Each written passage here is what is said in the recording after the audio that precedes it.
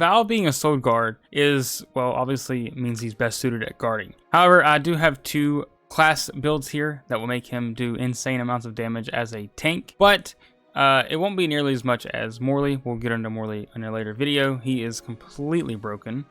But this video is focused on Val and 3 of his classes, one of which can be obtained early on in the game. I'll show you how to build that off rip. That way you can get the best build for Val early in the game. And then once you get other classes later on, you can build him more based on those classes as well. So with that being said, there are potential spoilers here for any vessels and things like that. So the first build I want to talk about is the Rune Knight build. This is available as soon as the game starts. You have this is the wind vessel. What makes this vessel or this class so special is that starting off you have 2 elementals you can put on your weapons. You have thunder and flame sabers. These are really cool because you can just pop these on and you'll automatically have some magic that you can use, which are handy. Then you have the first passive ability here, which increases attack by 20% when a weapon is imbued with saber magic. So you have Flame Saber, you'll do 20% more damage. You have Thunder Saber, you'll do 20% more damage on attacks. This is on top of any weaknesses they have as well. And then once you get later on in your game, you have Holy Saber you can grab, you have Defensive Array, which will reduce elemental damage suffered by 30% when the weapon is imbued with saber magic of the same element. So if you have Flame Saber on and you get attacked by a fire enemy, it'll give you a bit of a shield here. So you'll take 30% less damage from fire enemies if you have Flame Saber on, which is pretty cool. And then you have Elemental Blade Plus, which raises attack by 50% when Val's weapon is imbued with saber magic. That is, if I'm not mistaken, on top of the 20%. So that's 70% extra damage or extra attack whenever you have any of these saber magics on. Then much later in the game, once you unlock this one, you have Ripple Rune, imbues effects of saber magic on entire party when casting on self. So this will give you Moon Saber Plus pretty much. So what that means is all of your saber magic will be plus. You will be able to just cast it and it'll put the magic on all of your enemy, or all of your party members, I'm sorry. And you have Tempestuous Runes, extends the effects of saber magic used by any party member until the end of battle. So this will make it not be on a cooldown, it will not go away, it'll stay on the whole battle.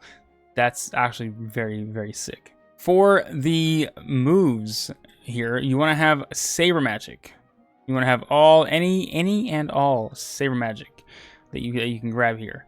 And make sure you have the auto use, make sure it's on. That way, if you're not controlling Val will automatically use these as needed. So if you're fighting an enemy and you need to have Leaf Saber on, Val will automatically pop Leaf Saber on you, on him, and the other party member as well, which is pretty handy. And then for your shortcut menu, this is when you're controlling Val, you can just pop this up on the side, have these on.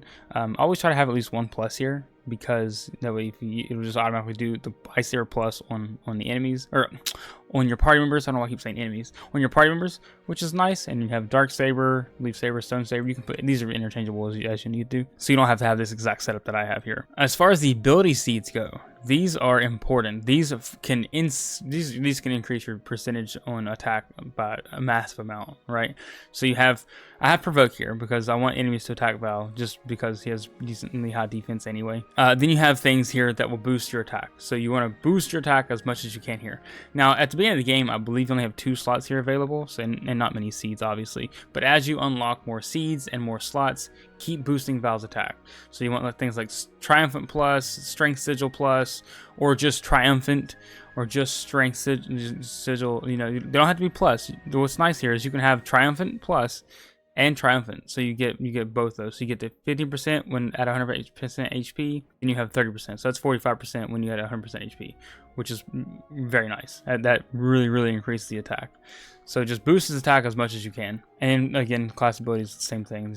These are available by default. So once you unlock the Undine Flask Elemental Vessel, you'll have access to the Duelist class, which is my favorite of the 3 so far. This is mostly because it has a elemental passive ability that gives you a 5% chance to freeze enemies on normal attacks and a 10% chance to freeze enemies on special attacks. So there you can freeze enemies, which is super handy.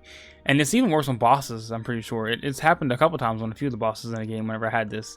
So these are very handy to do, or to have. The first one you get here is Pulverize. It lowers an enemy's defense and magic defense by 10% when a special attack connects. So when you, for me it's Y. When you hold in Y and use it, it will lower their defense and magic defense of anything that you hit. It obviously cannot stack. That would be insanely broken. Then the Frost Scale Plus grants 20% chance of freezing an enemy when special attack connects. So that's 20% plus the 10%, so it's 30%. Math is fun, right? And then you have Dragon Fervor, which is harder to be knocked back by enemy attacks. And then Frigid Inferno grants a 15% chance of instantly destroying a frozen enemy. Does not trigger on boss monsters or nemesis. Which nemesis are named monsters that are in the overworld or the wild and stuff. So any basic enemy, this has a chance to happen. As far as things like the moveset goes, it's the same as Rune Knight. You want to have any of the sabers on because you want to be able to swap those out as needed.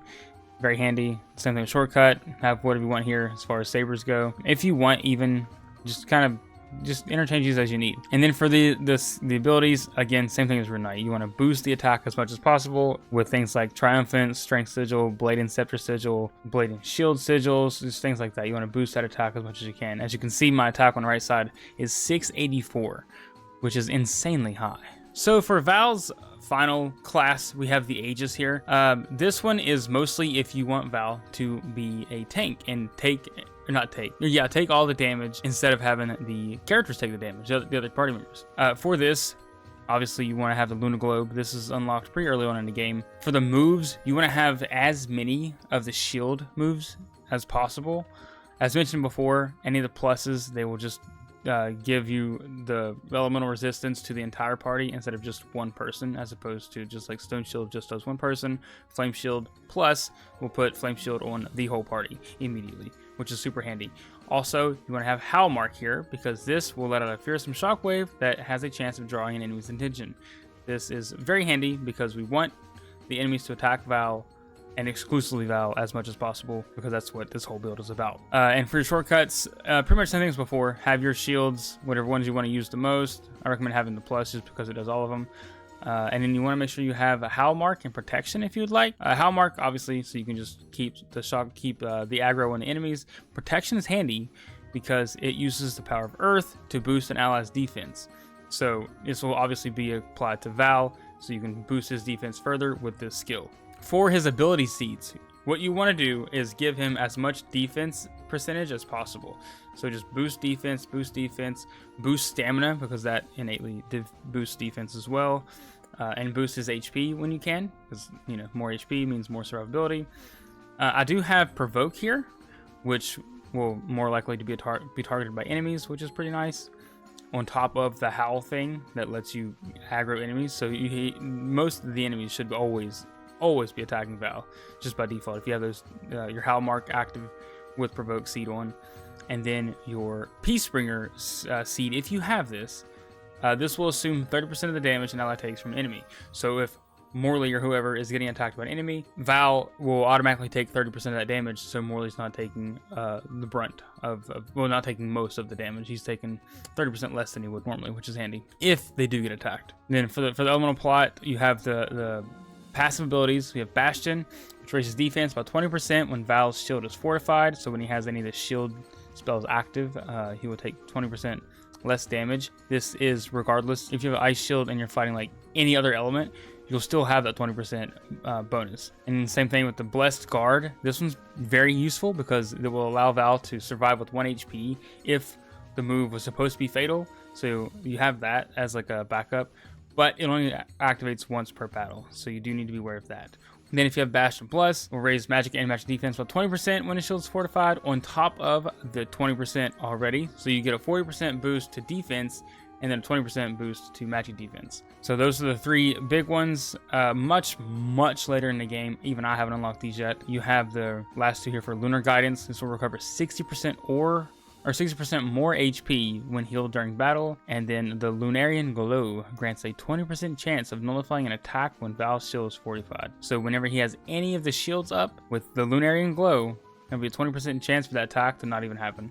Or not even hurt, it'll just do 0 damage. And then for the strategy here, what we want to do is, this is for whenever you're not controlling Val, this is how he's going to act. You want to have protection is paramount for things for the Aegis class, that way he's protecting people as much as possible, and you know, taking all the damage. For the Rune Knight and even the Duelist, you want to have on the offensive. This will make sure he is constantly going at an enemy and just dishing out damage as much as possible. For the target, you want to have that on the same enemy that you are locked onto and that you are attacking. That way you guys just knock the enemy out as fast as possible. For moves and magic and items, you want to reserve your resources and only use when needed. Even so, I've found this is very handy. And they use it, like, they don't go overzealous with it, like in Kingdom Hearts, how, like, you know, as soon as you get hit, Goofy's like, oh boy, potion, or whatever. I forget what it was he did. I mean, him and Donald always throw potions just if his sword got hit, right? This, they actually only use it when you're down at a decent, like, low health, which is really cool. And then for moves and magic, you have auto use. Make sure these are on. Again, make sure you have the little green play button there. And then you want to have your elemental vessel on use. That way they're using those whenever they become available. You definitely want to be using those as much as possible. Hopefully you found this video helpful, and if you did, be sure to like and consider subscribing to the channel, because I'll have a guide out for each one of these characters here. The next one we're going to be doing is Morley, because he is completely broken. And the amount of crit damage he can do is crazy. He made the game a cakewalk for me. The base game. It was insane. So look forward to that. Huge shout out to the channel members. And if you would like to have exclusive perks in the channel, consider becoming a member as well. The link is down below in the description. Thanks so much for watching. Check out this video here for more Visions of Mana content. And I'll see you guys in the next one. Peace.